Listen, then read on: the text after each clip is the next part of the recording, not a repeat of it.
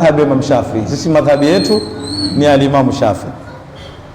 La pili, tuna mwanafunzi kijana cha shekhe letu hapa ubavuni, shekhe letu Sutte al-Ustadh al-Allama Said Hassan bin al-Habib Ahmad Badawi, uko hapa, lakini nafikiri ameturuhusu tuendelee, kisha inshallah taala na yeye atatia taaliki baada ya kumalizika maudhui, hata kama dakika 5 ni 10 inshallah taala. Kwa hivyo Mwenyezi Mungu yeye atuambia, uhilla lakum lailata siyami rafathu ila nisaikum, mumehalalishiwa kustarehe kulala na wanawake wenu. Sisi twashukuru Mwenyezi Mungu Subhanahu wa Ta'ala, ummati Muhammad, Mola atupenda, lakini tubakie kuna tupendwa. Tusinene kwamba sisi ni vijana wa Mungu na ni zipendi zake, tukaharibika, tukalaaniwa kama walivyolaaniwa Mayahudi. Mayahudi walena nahnu abnaullahi wa ahibbauhu, sisi ni vijana wa Mungu na ni zipendi wa Mungu. Lakini sisi wafuasi wa ummati Muhammad, wafuasi, sikunena vijana wa Mtume Muhammad, twapendwa na Mwenyezi Mungu Subhanahu wa Ta'ala kwa sababu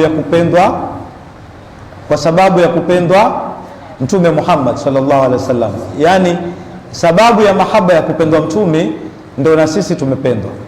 Moja ambalo kwamba limefanya Mwenyezi Mungu atupende au tumepata dalili kwamba tupendwa ni hii aya yao. Yeo Mola atuambia, mumehalalishiwa nyinyi wafuasi wa Mtume Muhammad kustarehe na wake zenu.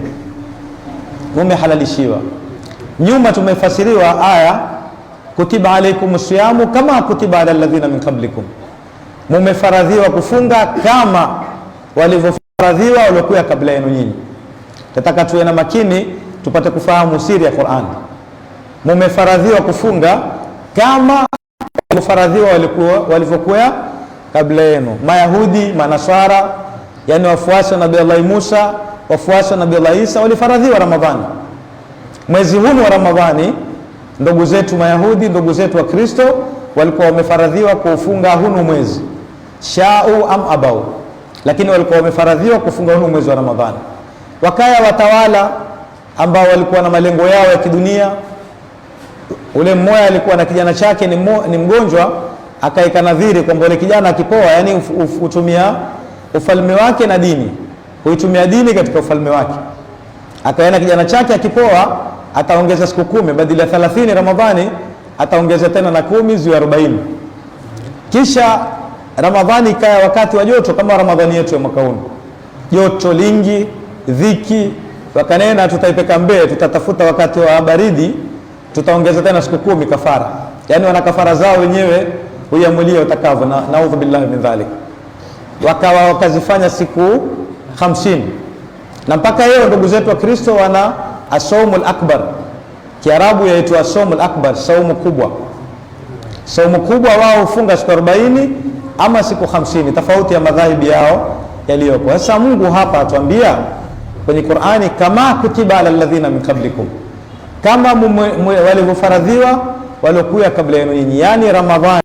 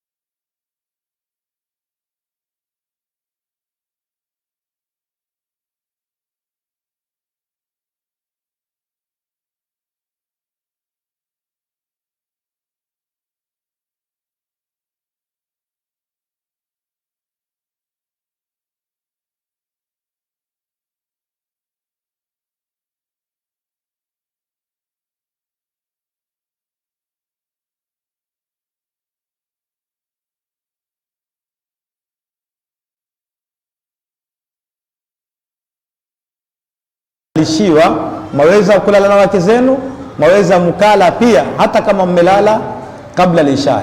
Ni rehma na ni katika neema za Mwenyezi Mungu kwa umati Muhammad. Kisha kuna kaida muhimu tuifahamu. Wanazuoni wa balagha watuambia la yu'ta al-mushabbahu hukma al-mushabbah bihi min jamil wujuhi. Ukikifananisha kitu kwa kitu, usikipe kile kitu kingine hukumu zote. Yani ni kweli Mayahudi Manaswara walikuwa wamefaradhiwa kufunga, sawa, siku ni 30, mwezi ni Ramadhani, lakini wao walikuwa wameongezewa hawafai kulala na wake zao na hawafai kula tena wakilala kabla al-isha. Lakini nyinyi mumehalalishiwa. Kwa hivyo tumetofautiana sisi na Mayahudi katika jambo la kwanza.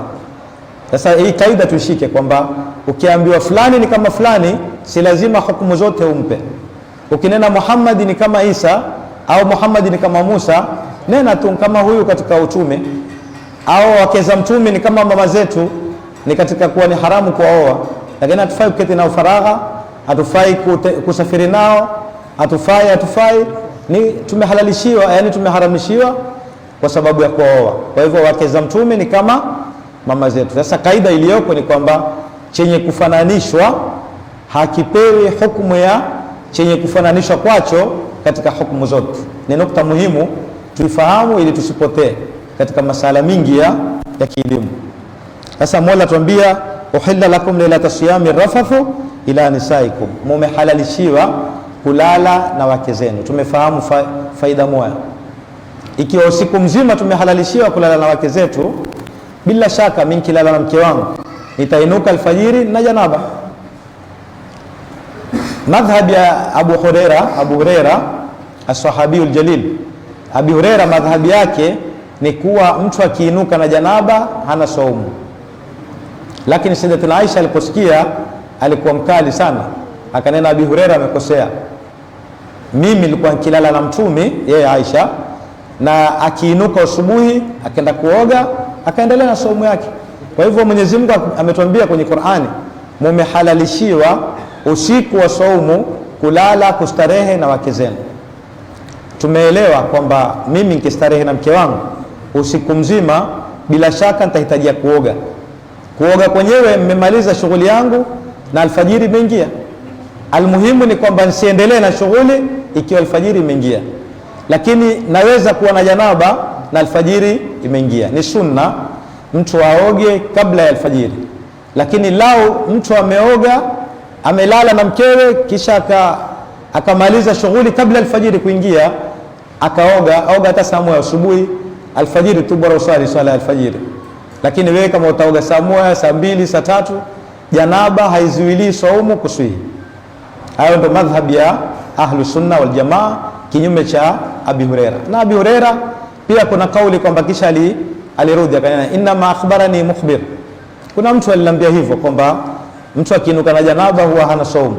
Akaulizwa nani, akana ni Fadhlu bin Abbas, yani ni Fadhlu ndu yake Abdullah bin Abbas ndo alompa habari kwamba mtu akiinuka na janaba ana saumu. Lakini madhhabi yetu madhhabi ya Ahlus Sunna ni kwamba janaba haiharibu saumu, la kwanza.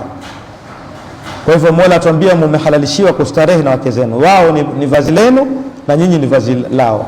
Msiwe na hofu, msiwe na shida, muna bahati ya kumpata mtume mtukufu, Mtume Muhammad sallallahu alaihi wasallam.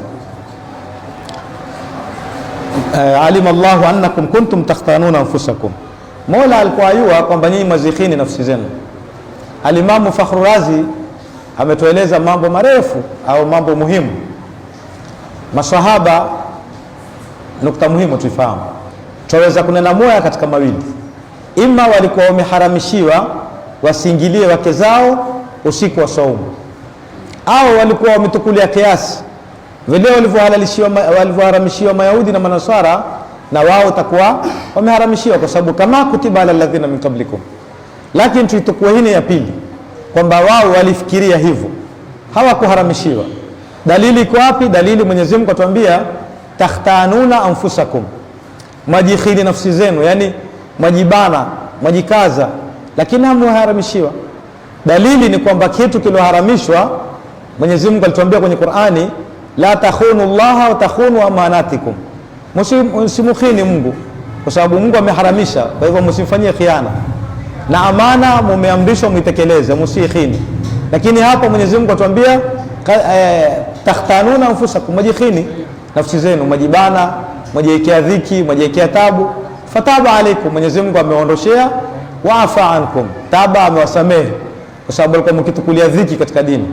Waafa ankum, Mwenyezi Mungu ameondoshea hizo dhiki. Falana bashiruhunna, sasa waingilieni wake zenu kwa raha, mstarehe, msiwe na dhiki katika nyoyo, msiwe na tabu.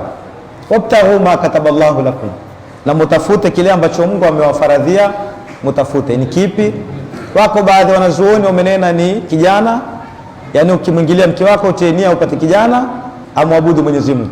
Kuna wanazuoni wanena kwamba ma kataballahu lakum ni ridha Allah na ikhlas, ni utafute ikhlas katika ile ibada yako na utafute radhi ya Mwenyezi Mungu Subhanahu wa Ta'ala.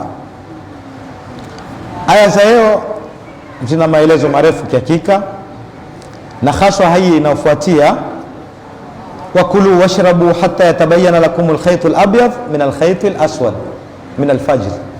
Na hii ndio aya ambayo yeo mjadala uliokuwa ulimwenguni huzunguka katika hii aya. Mwenyezi Mungu atuambia kuleni, munwe, yani ingilieni wake zenu mpaka mubainikiwe na uzi mweupe uliotokamana na uzi mweusi alfajiri. Tayib, Mwenyezi Mungu atuambia tuendelee kula, tuendelee kunwa, tuendelee kuingilia wake zetu mpaka uzi tuone uzi mweupe ulioepukana na uzi mweusi. Kuna sahaba mmoja Adi bin Hatim, aliposikia hii aya imeteremka, alitukua nyuzi mbili, uzi mweupe na uzi mweusi, akautia chini ya mto wake, akaangalia. Ingawa hadithi yenyewe imedhoofishwa na baadhi ya wanazuoni kwa sababu ya matini si sanad, akaangalia ile nyuzi, mwenyewe huilia makini mpaka asubuhi. Maana uzi ikiwa ni wakati wa kiza na wewe uko ndani ya nyumba yako, utauona licha mweusi hata mweupe pia utauona. Akawa mwenyewe huendelea kuilia mpaka asubuhi, alfajiri huingia, yeye huendelea kupiga shughuli yake. Lakini huyu alikuwa amepewa udhuru na Mwenyezi Mungu kwa sababu ni mwanzo wa Uislamu, na mwanzo wa Uislamu watu walikuwa na raha, walikuwa wakifanya utakalo na Mwenyezi Mungu akiwasamehe vile atakavyo. Sisi tuna mikakati, tuna mipango, tuna masharti tumewekewa. Usitukulie la sahaba na wewe utalifanya. Kwa mfano, ukifanya khiana katika Uislamu utauawa, ukirtadi utauawa. Ukimfanyia khiana mtume, ukimtukana mtume utauawa. Lakini kuna watu wa nyuma walimtukana mtume wakasamehewa. Kuna mmoja alimfanya khiana umma, alifanya khiana ya mshtama wa Kiislamu. Alipeka barua mtume lana asipeke mtu habari Maka, yeye kapeka habari Maka. Mwenyezi Mungu akamfahamisha mtume wake, akashikwa, kaulizwa, akaenda Rasulullah, sikupendelea ila khairi. Mtume akamwambia haya, na daraja anayo, yani badili adhibiwe kapewa na daraja. Hao ni watu wa Badri, fanyeni mtakalo, lakini sisi sidhani kama tuna daraja hata robo ya watu wa Badri. Sasa Mwenyezi Mungu atuambia kulani, munwe mpaka mubainikiwe na uzi mweupe utokamanao na uzi mweusi. Ni vipi na ni iye? Nataka tusikize kwa makini na tuelewe haya maudhui ni muhimu sana, na si aghalabia kuzungumzwa maudhui haya. Mwenyezi Mungu Subhanahu wa Ta'ala ndio aliyotuumba sisi, ndio aliumba mbingu na ardhi, akaumba dhahira falakia, aliumba yani anga. Yeye Mola ndio aliumba anga na ndio aliumba mbingu, ndio aliumba ardhi. Atuambia tule, tunwe mpaka tubainikiwe na uzi mweupe utokamanao na uzi mweusi. Ni upi ya Rabbi una uzi mweupe utokamanao na uzi mweusi? Yeo tuna wanazuoni tele wameenea ulimwenguni, na kila mmoja atakunena yanayojulikana na yeye amenena. Ni ushahidi wa Bwana Mtume sallallahu alaihi wa sallam, atuambia akhiru zaman sayakthuru alkhutaba wa yakillu alulama. Makhatibu watakuwa wengi, kila mmoja babangu alikuwa kinena na mimi nitanena, kina fulani hunena na mimi nitanena, lakini fukahai wanaoelewa dini watakuwa wachache, na ndio hatari zaidi.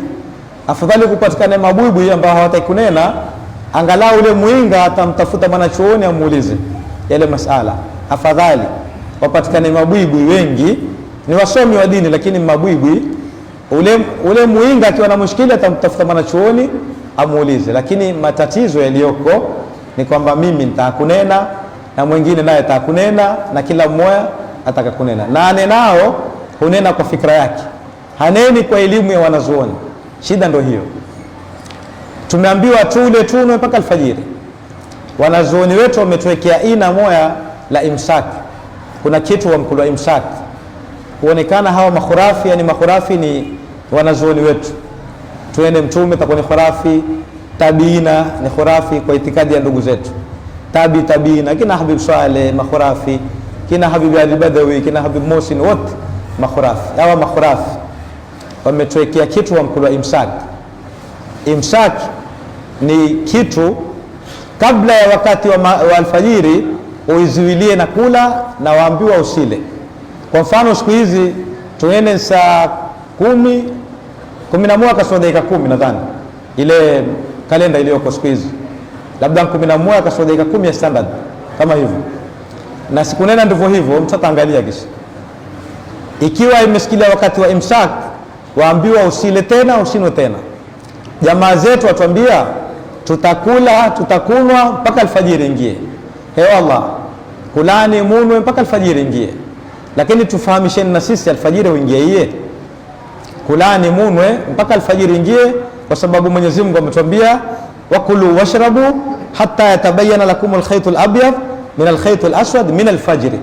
Kwa hivyo hatuna haja ya ugomvi, hatuna haja ya kuteta. Alfajiri huingie iye, na sisi tupate kuelewa, tupate kujua kwamba alfajiri imeingia, tusile tena. Kuna mambo matatu ni muhimu tuelewe katika anga. Kuna kitu wamkuliwa alfajru sadiq, kuna alfajru kadhib, kuna na dhahira falakia ama dhau'un falakiyun. Mambo matatu haya tofauti. Kuna alfajiri ya ukweli, kuna alfajiri ya makosa, si alfajiri ya urongo. Kuna alfajiri ya ukweli iliyopata, kuna alfajiri ya kukosa wewe, kuna na dhahira falakia, yani dhau'un falakiyun. Huno ni mwangaza hupatikana mbinguni wakati mwingine au katika miezi mingine. Tutaeleza inshallah moja baada ya lingine, ili tuwaombee Mungu zaidi wanazuoni wetu. Yani Mwenyezi Mungu awajazi kheri hawa wanazuoni wetu waliotangulia, wakatuweka katika tuka, wakatulinda katika nyumba ambayo hata shetani akitaka kutupatiliza hatupati. Hata nafsi zetu na hawa zetu zikitaka kutushinda, alhamdulillah Mwenyezi Mungu awajazi kheri, hawajazi kheri zisukatika, yani mpaka siku ya kiyama.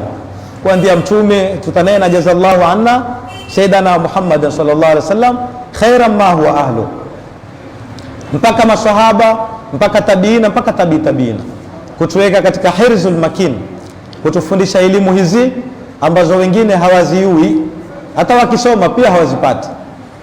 Hiyo dhahira falakia ama dhau'un falakiyun imethibitishwa na wanazuoni wa science, imethibitishwa na wanazuoni wa jiografia alawia.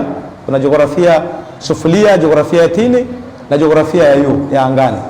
Wamethibitisha kuna kitu wankulwa dhau'un falakiyun, kuna kitu wankulwa alfajrul kadhib. Watatueleze kimoja kimoja, kisha tupate kunena hawa wanaonena tuleni tunweni mpaka madhini wa pili. Je, wanaosaumu ama wanasaumu? Utahukumu wewe mwenyewe, na wao wenyewe utajihukumu. Alfajru sadiq ni mwangaza kutoka upande wa mashariki, mu'taridhan bil ufuq, yani kutoka kwa upana hivi, tusheleze kwa urefu, lakini kutoka kwa upana ikawa inaonekana na mwangaza kiasi fulani, tutaiwa alfajiri shangia. Kisha kuna alfajrul kadhib, na mwanafunzi asifasiri alfajrul kadhibu alfajiri ya urongo, ni madhambi, kwa sababu kadhib si urongo. Kadhib ni kukosea. Ukinena alfajiri ya urongo, ina maana ni Mwenyezi Mungu hutia urongo. Ile ni alfajiri imeumbwa na Mungu pia, lakini si alfajiri ya kufunga, yani kwamba tayari wakati wa kufunga ama kufunga kuswali swala alfajiri. Tutafasiri hivi, alfajrul kadhib alfajiri ya kukosea, yani wakati wa alfajiri huingia. Tamko la kadhaba katika lugha ya Kiarabu ufasirika kukosea, yani kadhaba fulani, amekosea fulani. Hata mtume alinena kuhusu Saad. Jamaa masahaba walipokwenda katika Fathu Makkah, walipoingia Makkah, ya Saad akanena al-yawma yawmul malhama, leo siku ya kula na nyama, leo Makureishi watatambua, leo wametudhalilisha siku nyingi, leo siku ya kisasi. Mtume akaena kadhaba Saad. Mtume alikuwa hatukani watu wala hakosoi watu wala hamti mtu kwenye aibu, ma kana sahaban wala laanan wala maiban. Mtume hakuwa mwenye maneno mingi, makelele, mwenye kukosoa watu, kutukana watu. Kwa hivyo kadhaba Saad, amekosea, amefikiria vingine, si kwamba mwenye na urongo. Saad hakuna na urongo, amekosea Saad.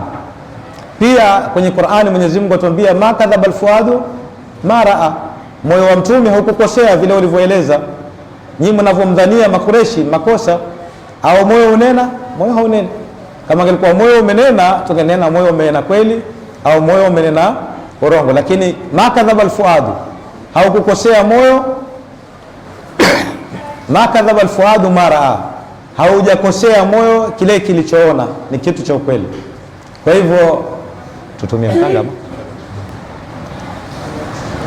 ma kadhaba alfuadu ma raa, haujakosea moyo, kile kilichoona. Sasa hii dhahira falakia, alfajiri ya ukweli, huingia mwangaza ukitoka pambizoni, kwa hivi kwa upana mu'taridan.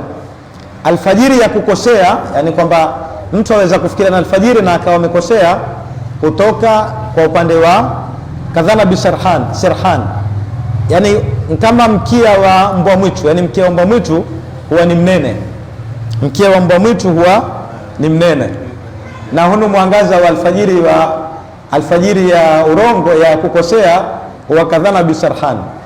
Kwa hivyo hii ni alfajiri ya kukosea. Kisha kuna dhau'un falakiyun, kuna mwangaza tu wa kifalaki hutokea mara nyingine katika mawingu.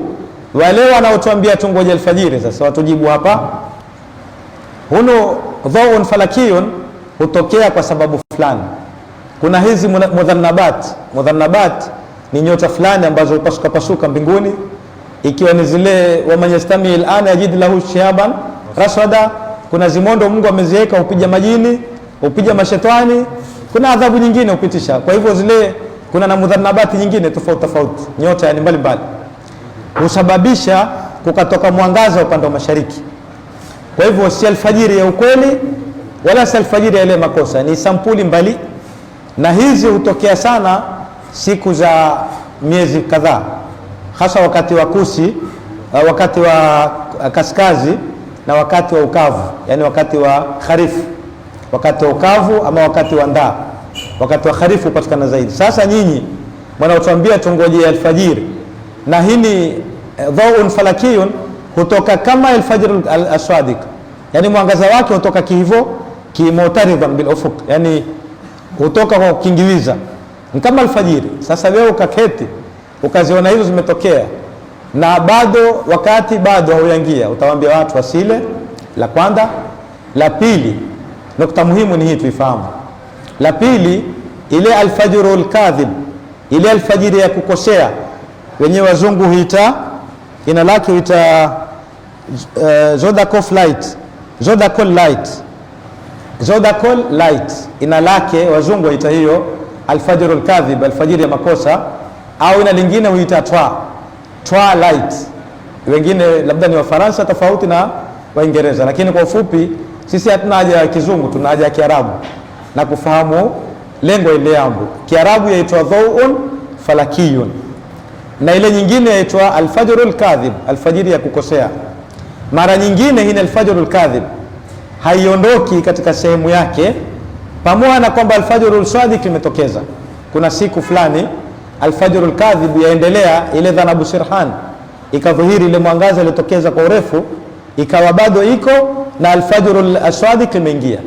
Sasa mushkili ni hapo, utamwambia mtu bado hii ni alfajrul kadhib, na ila hali alfajrul sadiq ishaingia, kwa sababu hii ni alfajrul kadhib aswadiq, siku nyingine mwangaza wake huwa ni hafifu. Ile alfajrul kadhib ambao dhauhu kadhana bisirhan, mwangaza wake huwa ni mkubwa zaidi katika baadhi ya miezi. Sasa wewe ndugu mtukufu mheshimiwa, utawalisha watu siku nyingine alfajiri ishaingia, na wao endelea kula, waona ule mwangaza kwamba ni alfajrul kadhib, na ilhali ni alfajrul sadiq, lakini kwa hisabu. wa alamati wa bin najmi hum yahtadun. Tukifanya kwa hisabu huyu wa yeo mail al-awwal itaingia sangapi, yani ni kiasi gani, na kesho itakuwa ni kiasi gani, ndio tukatoa nyakati, tukatoa wakati wa alfajiri kwa hisabu ambayo tuna hakika nayo. Hisabu huwa ni hakika, wewe mato yako ni dhanna, si hakika, kwa sababu kuna udangamanifu katika mbingu upatikana. Ikiwa ushaelewa hizo sampuli tatu, utakuwa ushajua kwamba kweli yaweza kutokea matatizo katika baadhi ya miezi kupatikana ono mwangaza. Tumenena hii ni alfajrul kadhib, ina lingine hukuliwa alfajrul buruji, ina lingine Kiarabu alfajrul buruji. Ukisoma vitabu zingine haikuandikwa alfajrul kadhib, imeandikwa alfajrul alburuji. Kisha pia hukuliwa dhaul buruji, dhaul buruji yani mwangaza wa buruji, pia ni katika maana hiyo alfajrul kadhib. Kisha tumenena kwamba fasli mbili za kharif na rabi. Nafikiri twajua Waislamu sote au wanadamu sote twajua kuna miongo minne katika mwaka. Katika mwaka kuna miongo minne, kuna kusi, kuna kaskazi, kuna wakati wa chaka, kuna wakati wa mavuno, miongo wa minne. Sasa hii ni miongo minne, utafautiana namna ya kuingia wakati wa alfajiri. Hii ni miongo minne, utafautiana kuingia wakati wa alfajiri. Kwa mfano, kuna siku saa 11 kasorobo ya msikiti, saa 11 kasorobo huwa swala ya alfajiri ishaingia. Kuna siku saa 11 kasorobo ya msikiti huwa wakati wa alfajiri ishaingia. Kuna na siku saa 11 kasorobo alfajiri haijaingia. Sasa wewe ikiwa umetukulia saa yako wewe alfajiri yeo utaswali saa 11, utaki hisabu, utaki wa alamati wa bin najmi hum yahtadun, wataka saa yako mwenyewe saa 11 na dakika 10. Hasa watu wa Mombasa mfano mara nyingi utegemea hivyo, saa 11 na dakika 10 alfajiri ishaingia, au saa 11 na dakika 5 alfajiri ishaingia. Basi kuna siku haijaingia. Tofauti ya saa standard na saa ya msikiti ni nusu saa mzima. Kwa hivyo saa 11 na dakika 10 ya standard ya msikiti huwa hata kasorobo bado, huwa bado kasorobo. Kwa hivyo ina maana alfajiri haijaingia, na wewe utaswali alfajiri au utaswalisha watu alfajiri, swala yako haikuswi. Sawa, saumu yako wewe umenena swala alfajiri imeingia, saumu umeanda, yani umeitia adabu katika saumu, umepatilizwa wewe, lakini alfajiri haijaingia. Na Mtume atuambia akiadhini Bilal huwa ni haramu kuswali, ni halali kula.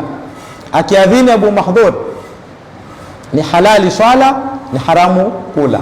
Kwa hivyo itakapokuwa ni halali kula huwa bado ni haramu swala ya alfajiri, itakapokuwa ni halali swala ni haramu kula. Mtume kipimo alichotupa ni hicho. Kwa hivyo yataka tuwe na tanabuhi na tuwe na hadhari na nyakati za swala na nyakati za kufunga. Sasa tumeulizwa swala, nyinyi watu wa khurafi, yani makhurafi ahlu sunna wal jamaa, au watu wa maulidi kwa lugha nyingine, ama watu wa wao ni imsakiyat, hizi makalenda ya wakati wa kuizuilia kabla ya alfajiri, nyinyi mbona mkhalifu Mtume?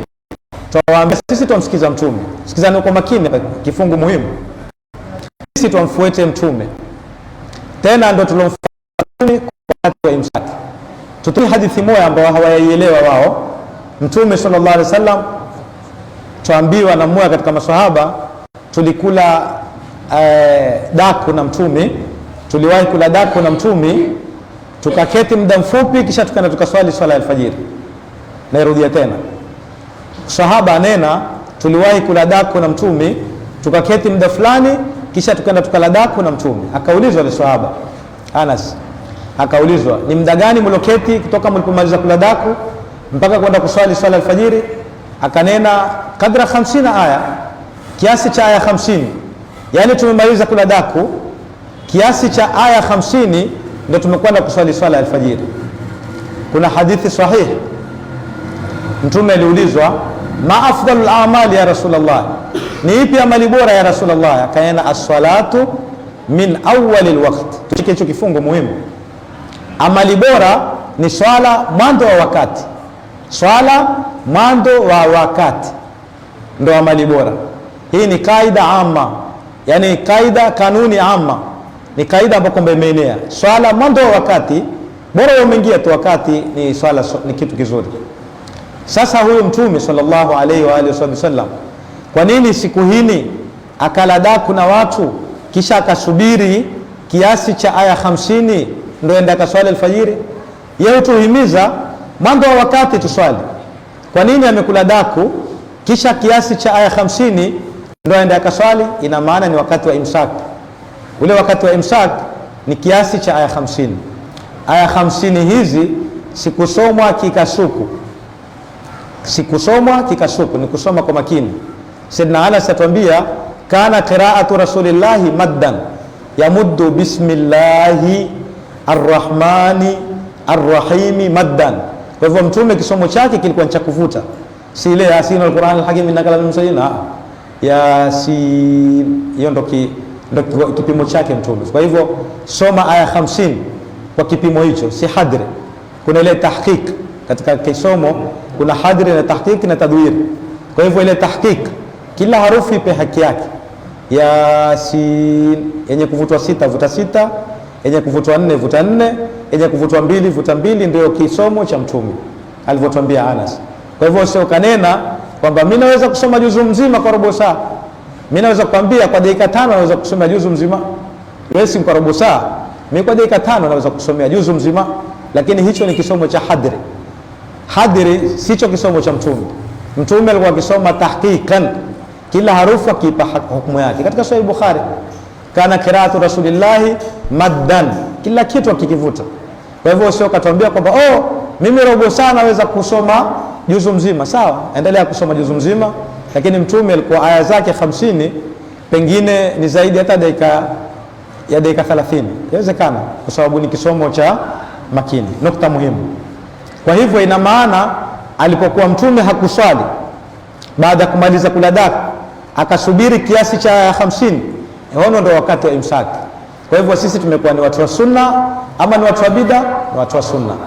Tumejitoa shakani kwa sababu siku nyingine huingia al-fajr al-kadhib na al-fajr as-sadiq zifuatene. Tutachanganyikiwa tukiwa tutakuwa na hadhari, tutakuwa tumejitoa kwenye shaka. La pili, tumefuata sunna ya Mtume ya imsak. Mtume atuhimiza, atusisitiza tuswali mwanzo wa wakati, lakini Anas atuambia tuliketi kama kiasi cha aya 50, ni wakati wa imsak. Kwa hivyo tuweni na hadhari, si kila ainukao naye aruhusiwe kunena. Tuweni na fikri. Mtume sallallahu alaihi wasallam atuambia man yuridillahu bihi khairan yufaqihu fi din, yule ambaye Mungu amempendelea khairi humfahamisha katika dini, hamfahamishi katika kunena. Si kuwa khatibu mzuri, ni kuifahamu ile dini na kuielewa sheria ya Mola wako. Kwa hivyo Mola atuambia fataba alaikum wa afa ankum, Mola ameondoshea, amewasamehe na ameondoshea hiyo hukumu. Falana bashiruhunna, sasa endeleeni, musikhini nafsi zenu, waendeleeni, wabtaghu ma kataballahu lakum, na mutafute kile ambacho Mwenyezi Mungu amewafaradhia. Wakulu, mule, washrabu, munwe, hatta yatabayyana lakumul khaytul abyad, mpaka mubainikiwe na mstari mweupe ama uzi mweupe, min alkhaytul aswad min alfajr, na uzi mweusi katika alfajiri. Natumai wakati bado tunao. Nataka kutoa tanabuhi moya katika dini yetu. Zile fikri tunazosoma tuzitumieni na tuweni na hakika.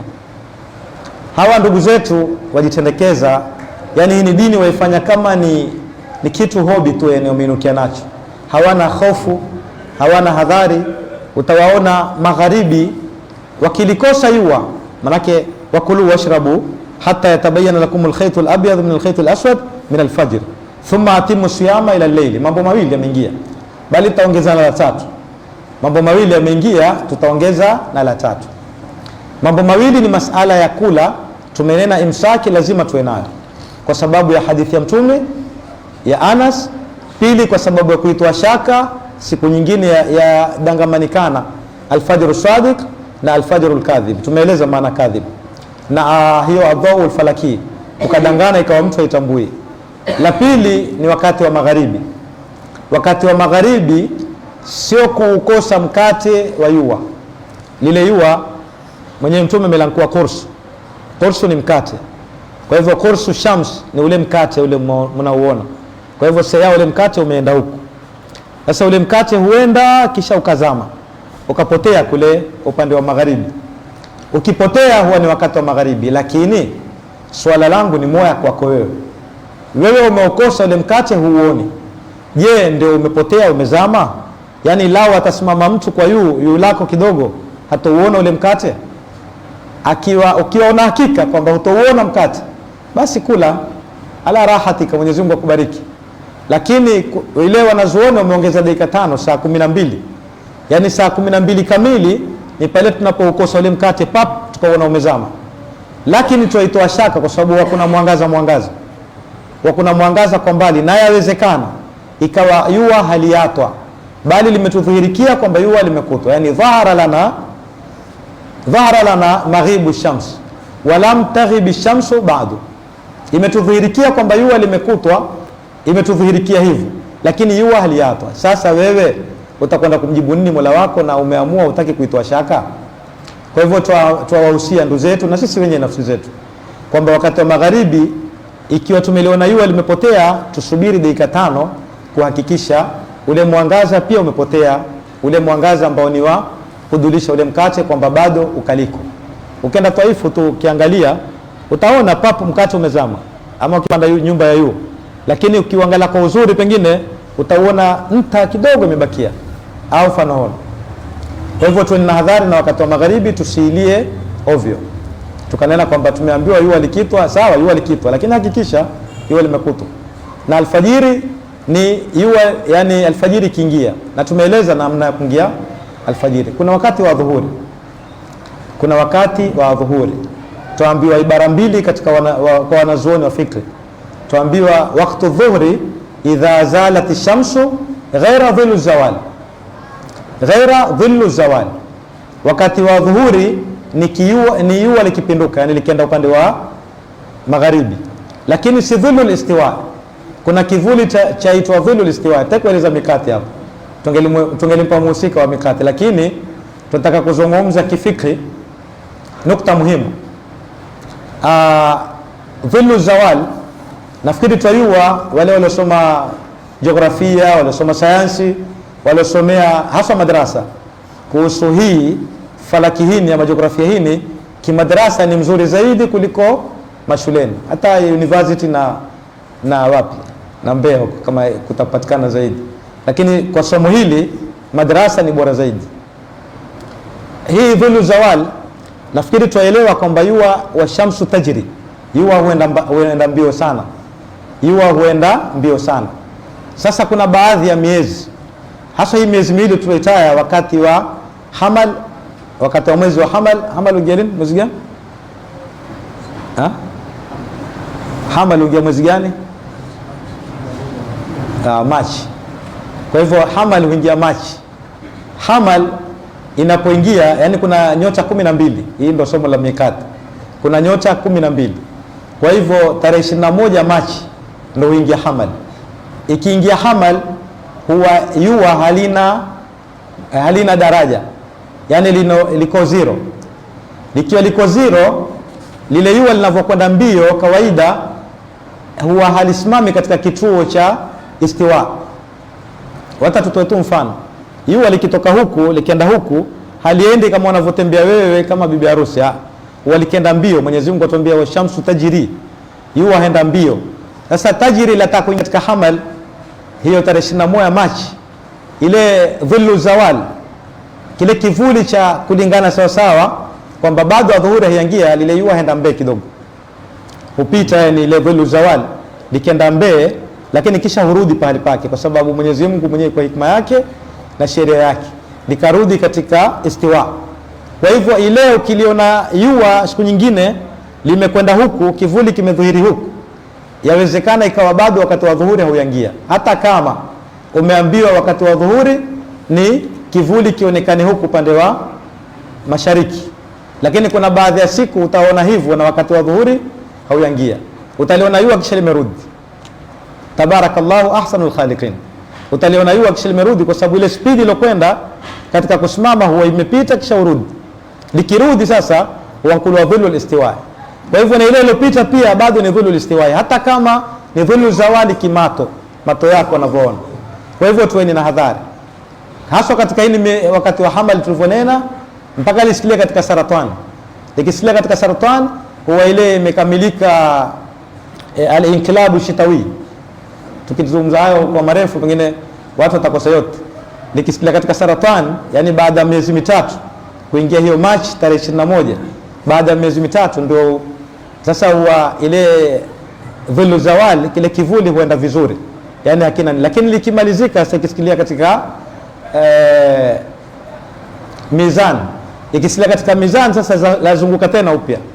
Pia lawezekana kupatikana kivuli cha dhulu listiwai ukaona kama ni dhulu zawali. Kwa hivyo tuweni na hadhari na wakati wa alfajiri, tuweni na hadhari wakati wa magharibi, tuweni na hadhari na wakati wa dhuhuri. Hata alasiri kuna matatizo, lakini sisi alhamdulillah madhhabi Imam Shafi mtofauti na madhhabi mengine. Sisi tumeitoa shaka, kila siku tuswali saa 10 kasorobo, kila siku tuswali saa 10 kasorobo. Kuna kitabu cha Imam Ahmad bin Zain Dahlan akiita yani mushkilatu salati al-asr. Kuna wanazuoni wao alasiri huingia saa 10, saa 9 na robo, na misikiti mingi wadhini wa saa 9 na robo. Kuna siku saa 9 na robo wa alasiri haiingia. Kwa hivyo wewe ukiadhini, ule mwendani wako aliyoko nyumbani ataswali sunna ya kablia ya alasiri, utakuwa umemdhulumu. Wewe ulioadhini saa 9 na robo ya msikiti, kuna siku alasiri haiingia. Na haya ni muhimu tuyasomeni Waislamu, ni muhimu. Tusinene kwamba lakini hayo nani ayaiwao, sote lazima tuyayue. Ni lazima tuyayue, miezi fulani tufanyeni hili, miezi fulani tuateni hili. Na si uzuri utiriri kila siku kumwambia mtu hili, kumwambia lile. Wewe madamu mtume wako amekwambia talabul ilmi faridha, ila fanya bidii ukatafuta elimu. Fanya bidii utafute walimu, muulize maswala. Si lazima ushike kitabu, nenda kamuulize maswala, umuhuji, umuyue na yeye mwalimu. Dini si yake, dini ya Mungu. Akiwataki kukujibu, nenda kwa mwingine. Tumeambiwa na mwenye Zubad, man lam yakun ya'rif dha falyas'ali wa man lam yajid mualliman falyarhali. Ikiwa mtu hakupata mwalimu asafiri, lazima fil amri. Kwa hivyo tusomeni, tueleweni, tuitoeni shaka katika dini yetu. Hizo nyakati tatu tuweni na adhari nazo. Mwenyezi Mungu atuambia tule tunwe mpaka itubainikie hono wakati wa alfajiri, kisha tuendelee kutimiza saumu mpaka usiku. Usiku tumeeleza usiku sio kuingiliwa na kiza, hapana. Tumenena kwamba usiku ni kupotea ule mkate, na tuhakikisha kwamba hakuna mkate. Ndio ile dakika 5, saa 12 na dakika 5 tuitoa shaka.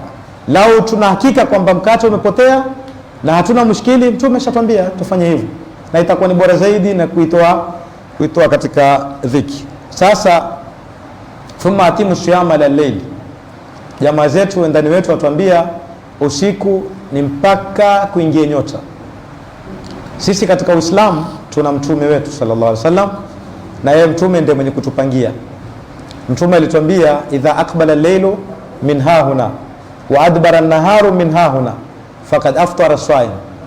Usiku ukia kutoka huku, yani usiku kutoka huku, kutoka mashariki ndo jua likenda mpaka magharibi.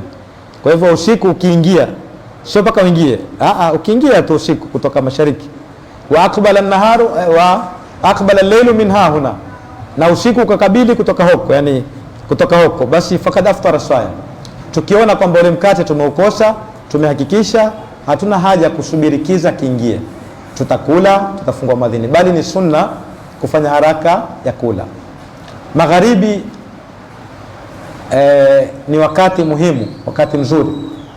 Wanazuoni walikuwa wakishughulikia sana wakati wa magharibi, si kwa sababu ya Ramadhani tu.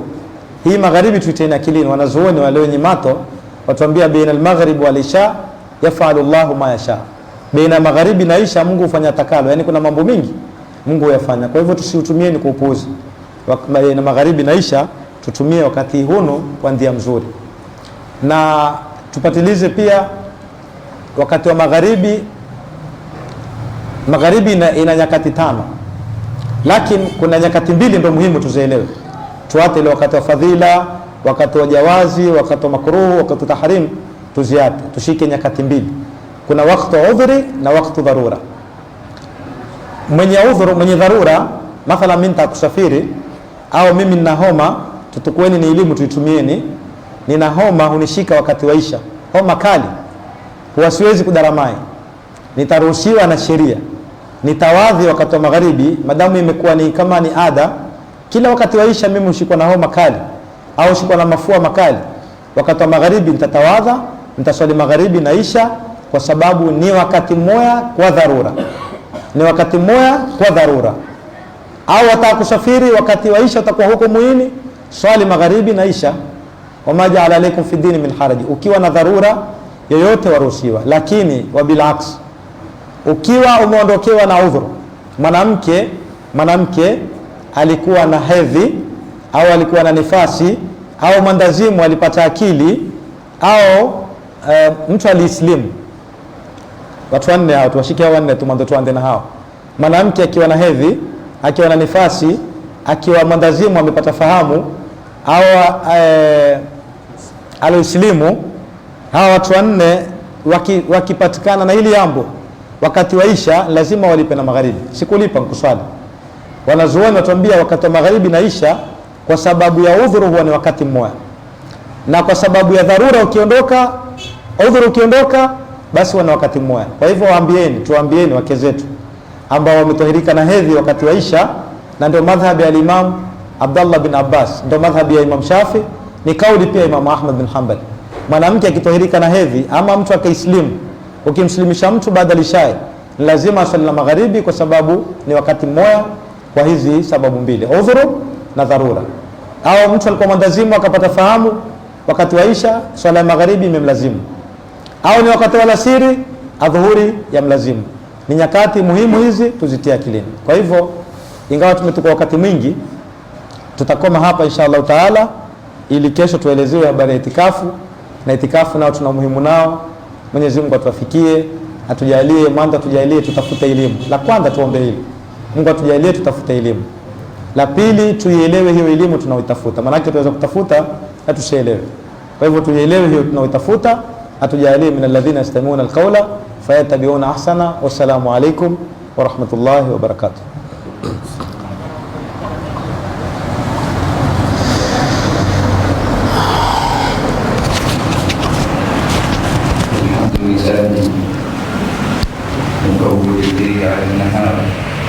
ومكور النهار على الليل،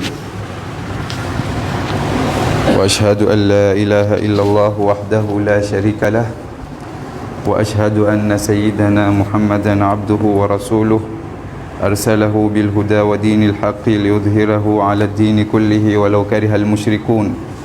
اللهم صل وسلم على سيدنا محمد خاتم النبيين وعلى آله الطاهرين وأصحابه غر الميامين وتابعيهم بإحسان إلى يوم الدين، وعلينا معهم وفيهم برحمتك يا أرحم الراحمين. Bado tuko katika arkanu saum. Tulielezea maana rukni na pia ilielezwa saum maana yake. Nguzo ya kwanza ni an-niyatu, ni kutia nia. Tukaiarifu jana taarifu ya nia, na pia tukatofautisha baina ya nia na al-azmu, kuazimia. Tukaona kuwa ni zitu ziwili tofauti, ijapokuwa watu saa nyingine hujaribu kuzioanisha hizi zitu ziwili ambazo ni tofauti, nia na azmu, na tukapigia mifano ambayo watu wakosea kutofautisha hizi zitu ziwili, na tukaweka sawa katika hizi zitu ziwili kwa njia ya kueleweka zaidi, na tukanena kuwa nia pahala pake ni kwenye moyo. Kwa hiyo mtu lau atamkania na moyo wake ukawa umeghafilika na ile nia, atakuwa hakutia nia, haitoswihi ibada yake. Na aweza mtu asitamke nia na akawa ametia nia ikiwa moyo wake ameushughulisha na ile nia. Na tukaelezea pia hii nia ina masharti, lakini tukasema hatutaelezea yote, tutadaria tu baadhi ya masharti ambayo unayaona mimi kwa sasa ni aham zaidi. Tukaelezea kwa sharti ya kwanza ni islamu nawi, imeshartizwa kusihi nia awe ni muislamu ule mwenye kutia nia, haisihi nia kwa kafiri. isipokuwa josho la kafiri, mwanamke kafiri ambaye ni ahli alkitabi, ili ahalilike, apate kuwa halali, ahalalike mume wake aweze kumuingilia. Na tukabainisha hili pia kwa uwazi zaidi. Sharti ya pili ya kuswihi nia ni at-tamyiz, ni kuwa mumaiz, na tukamwelezea mumaiz nani kwa kauli inayokubalika zaidi na mafukaha, na ziko kauli nyingine ambazo pia tulizidokeza taarifa ya mumaiz. Tukasema haisihi saumu ya mtoto mdogo ambaye kwamba si mumaiz wala mwenda wazimu, isipokuwa katika masala mawili. Hapa ndio tuliawata haya masala mawili kuyaelezea, lakini haisihi saumu ya mtoto mdogo ambaye si mumaiz. Kinyume na mumaiz yasihi ambaye ni mumaiz, lakini ambaye ni ghairi mumaiz haisihi saumu yake, wala mwenda wazimu, sababu tulielezea mumaiz hapa tamyiz na al-aql. Kwa hivyo ingia mtoto mdogo ambaye si mumaiz na mwenda wazimu, isipokuwa katika masala mawili peke yake ndio itasihi nia kwao, hata kama hakuna tamyiz kwa wao hawa watu wawili. Ya kwanza nini? Ni udhu sabili tawaf, udhu wa mtoto mdogo, yani ambaye si mumaiz, kwa ajili ya tawaf. Atamnuilia, wakwambia fayanui anhu waliyuhu, ule msimamizi wake atamtilia nia, wali wake atamtilia nia, na itasihi hapo tawafu yake, itasihi haji yake. Kwa sababu gani? Kwa sababu tawafu ni rukn, ni nguzo, na hii ni nguzo haisihi isipokuwa udhu, na udhu hausihi bila nia, na tumenena nia haisihi kwa mtoto mdogo ambaye si mumaiz, lakini isipokuwa katika haya masala inasihi na si mumaiz. Na pia nikitanabaisha, haimaanishi kwa kuwa mtoto mdogo akiwa amefanya haji itakuwa basi mzee kutosheleza. Maana haji tumsema kwa mwaka kwa umri mara moja ni lazima, ulazimu wa haji na umra pia kwetu sisi ni lazima. Haji ijma'an walillahi ala nasi hijjul bait man istata'a ilayhi sabila, lakini umra kuna khilafu. Malikia na wengineo katika maaima menena ni sunnatul muakkada umra, wala sio lazima. Kinyume na sisi Shafiria, wamesema kuwa ni lazima, hata umra pia ni lazima. Alhasil ni kuwa tukifupisha ni kuwa hapa itasihi nia yake pamoja na kuwa yeye sio mumaiz. Haya ni masala ya kwanza.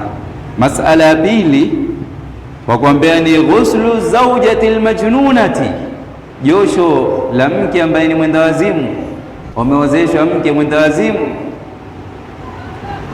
josho lake min alhaidhi mathalan, lazima tatakana wewe umwingilie ule mke wako mwenda wazimu, aoge, akipatikana na haidhi, akitahirika aoge ndio umwingilie. Sasa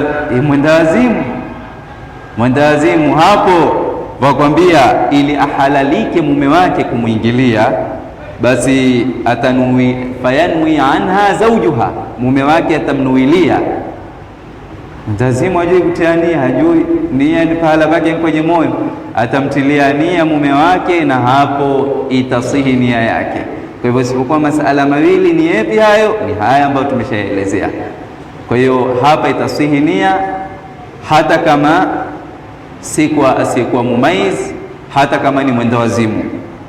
Tayib, arruknul awwal an-niyatu, nguzo ya kwanza katika nguzo za saumu ni kutia nia, na tumeelezea nia. Isipokuwa pengine kuna kitu kingine ambacho, sharti nyingine ambayo tumeiwata pia nayo ni muhimu, ijapokuwa tunajaribu kukusuru kwa sababu ya wakati. Nyingine ni aljazm. Nini maana ya aljazm? Yani ay adamu ta'liq. Ijapokuwa kwenye tafsiri wengine utafsiri haina haja, yani kuelezea utafsiri makosa, mtu pengine akajishuku nini, haina haja. Lakini maana aljazmu hapa ni adamu ta'liq, yani isialikishwe ile nia, isifungamanishwe na kitu. Mathalan, lau mtu alisema nawaitu sauma ramadhana insha Allah, nimetia nia kufunga mwezi wa Ramadhani Mungu akipenda. Hapo akikusudia ni taaliq, yani taaliq vipi? Yani mapenzi, mashia ya Mwenyezi Mungu, akipenda mimi nitafunga. Akikusudia ni mashia ya Mwenyezi Mungu, yani wakasada taaliq, au atlaqa, au asikusudia ni taaliq, ni mashia menena tu mwenyewe, hakukusudia chochote, hapo atuambia mafuqaha lam tasih, saumu yake haitasihi, isipokuwa wakwambia illa inqasada tabarruka, isipokuwa akikusudia ni kutabaruku, yani amesema nawaitu saumu Ramadhan insha Allah, akakusudia kwa ile insha Allah yake ni kutabaruku, hapo itasihi saumu yake.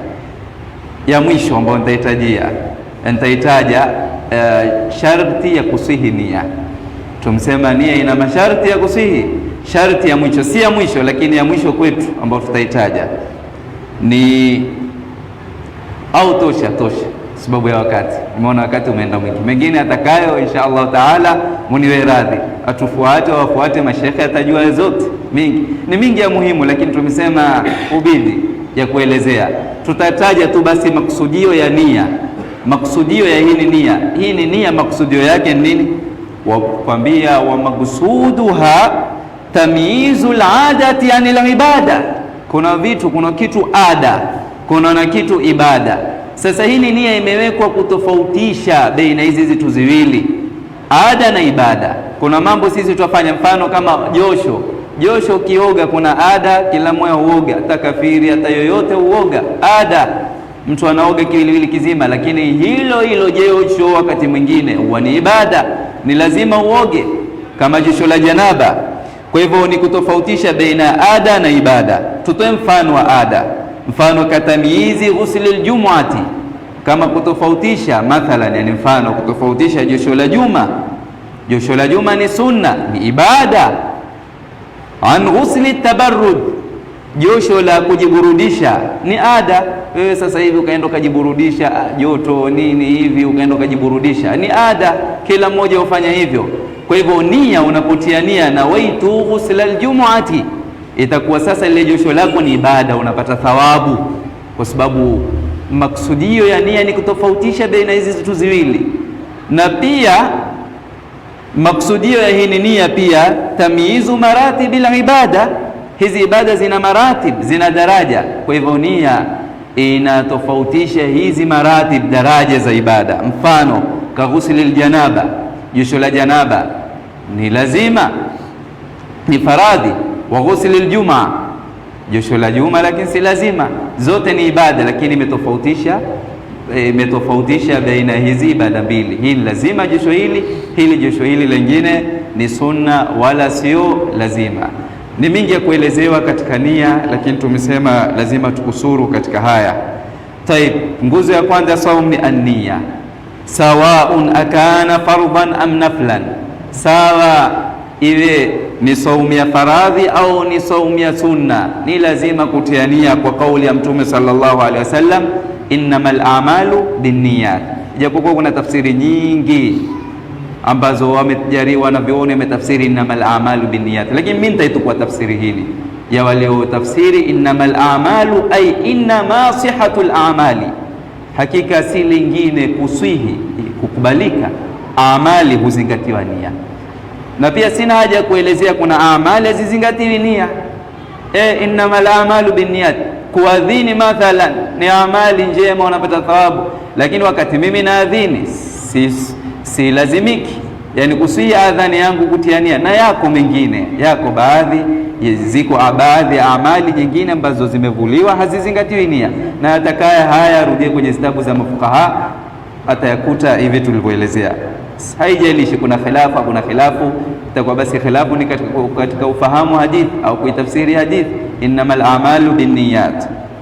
Kwa hivyo ni lazima kutia nia kwa neno la Mtume sallallahu alaihi wasallam, iwe saumu ya faradhi iwe saumu ya sunna. Taib, yaja masala ambayo watu wauliza, je, daku latosheleza nia?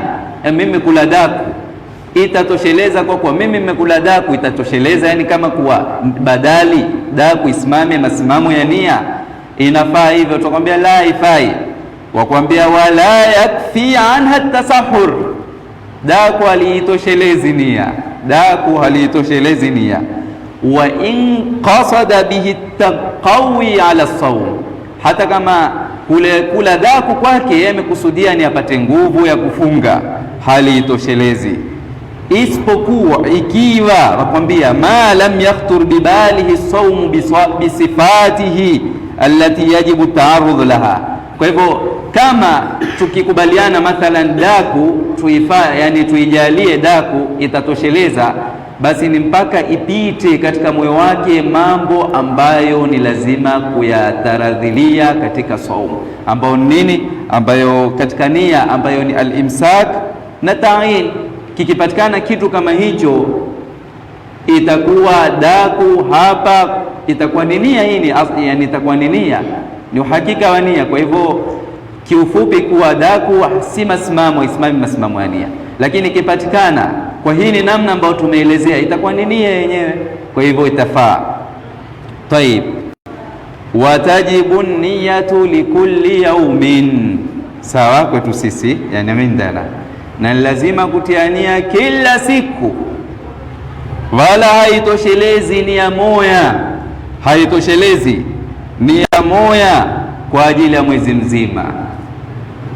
Kwetu sisi kuna khilafu pia hili, lakini mu'tamad, kauli yenye nguvu, haitoshelezi nia moja kwa ajili ya kufunga mwezi mzima, isipokuwa kwa madhhabi ya Imam Malik radhiallahu anhu.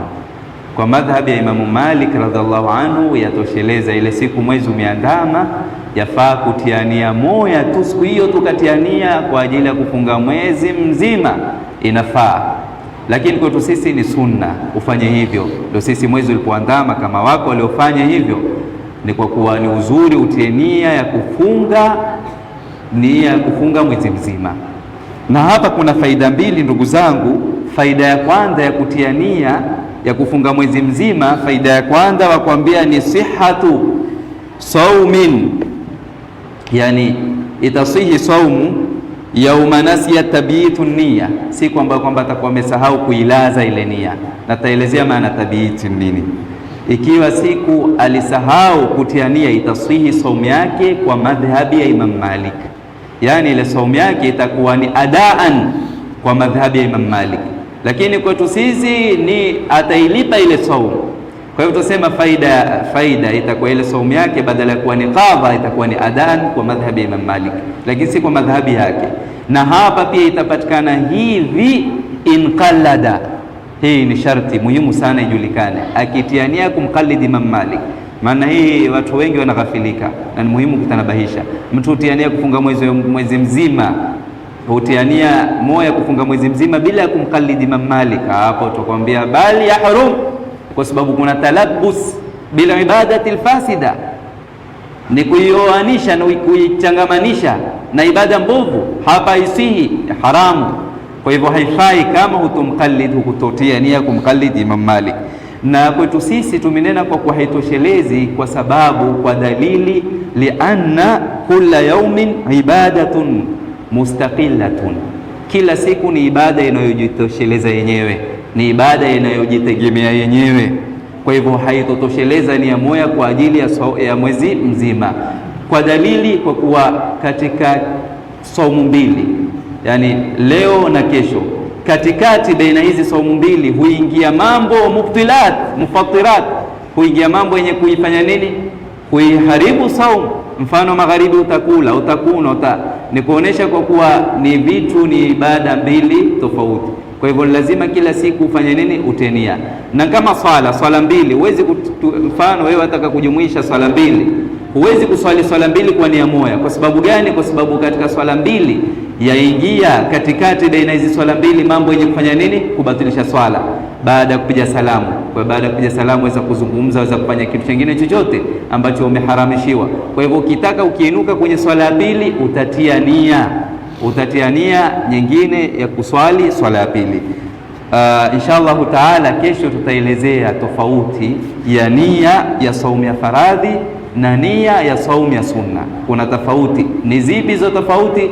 Inshallah taala Mwenyezi Mungu akituwafikia na tukapata tena hiyo nafasi, kama tutakuwa tumekundukiwa, inshallah tutazielezea tofauti ya nia ya saumu ya faradhi na nia ya saumu ya sunna.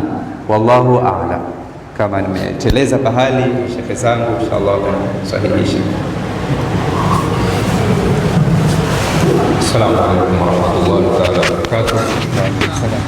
Alhamdulillah, tumestafidi sana na tafsiri iliyotafsiriwa na naibul mudiri hapa Ustadh Jafar, tafsiran shamila wa jamian kamila. Pia tumesikia maudhui kutoka kwa Ustadh Muawiya, Sheikh Zaid bin Muawiya bin Muhammad, ambaye pia ametuelezea kwa kina masala ya somo na tafsiri zake, ingawa mara nyingine ametumia ibara za Kiarabu, ukiziona kwa Kiswahili waweza kufikiria mambo gani, kama mimi na mashia, watu waweza kufikiria kifungamanisha na mashia, waweza kufikiria ile madhhabi ya mashia, lakini huwa amekusudia kuifungamanisha na matakwa ya Mwenyezi Mungu, yani ukinena insha Allah, matakwa ya Mwenyezi Mungu. Sasa ile Kiarabu shaa mashia, mtu kwa Kiswahili zafikiria ni mashia ile madhhabu ya kishia ukifungamanisha na mashia, lakini ukifungamanisha saumu na matakwa ya Mwenyezi Mungu, yani Mungu akipenda, Mungu akitaka. Hiyo ni tambihati saghira, lakini kwa sababu hii ni darasa pia la umumi, au masala qalid pia ajaribu kuzifasiri. Qalid nini? Kukalidi Malik, mtu pengine kawa hatoshika, ayue kukalidi ni kufuata madhehebu ya sitofa hasidin ila hasad, la ilaha illa Allah, Allahu akbar. Bismillahirrahmanirrahim. Qul a'udhu birabbin nas, malikin nas, ilahin nas, min sharril waswasil khannas alladhi yuwaswisu fi sudurin nas minal jinnati wan nas. Illa Allah, Allahu akbar. Bismillahirrahmanirrahim. Alhamdulillahi rabbil alamin. Allahumma salli ala sayyidina Muhammad wa sallim. Allahumma asibna bimahdi fadlik wa judika wa karamik ala ma qara'nahu min al-Qur'anil azim, wa usilillahumma dhalika ila hadrati sayyidina Rasulillah Muhammad bin Abdullah sallallahu wa alihi wa sahbihi wa sairil anbiya'i wa ibadillahi salih wa walidina wa auladina wa ikhwanina wa akhawatina wa ammamina wa mashayikhina wa ma'allimina wa ashabina wa azwajina wa mahabbina wa ahli wuddina wa udyabaina wa dhawil huquqi alayna wa man awsana bidua wa man ahsana wa man zalamna wa asana ilayhi wa man ahatat bihi shafaqat wa jami'il muslimina wal muslimat wal mu'minina wa ila arwahi man itamana bisababihim wa talawna al-Qur'an al-azim li ajlihim ibadikal marhumin. Allahumma usul ilayhim thawaba dhalik, Allahumma usul ilayhim, Allahumma usul ilayhim waj'al thawaba dhalika fidaan liljami' minan nar wa izkan lahum wa fakakan lahum waghfir lahum warhamhum wajma'na fi dari karamatik wa mustaqarri rahmatik ma'a ibadika salihin wa awliyaika. Allahumma fa'al bina wa bihim في الدين والدنيا ما أنت له أهل ولا تفعل بنا يا مولانا ما نحن له إنك غفور حليم جواد كريم رؤوف رحيم بفضل سبحان ربك رب العزة عما يصفون وسلام على المرسلين والحمد لله رب العالمين. كتبوا يصلون على النبي يا أيها الذين آمنوا صلوا عليه وسلموا تسليما. صل وسلم. فاتحة. صلى الله عليه وسلم.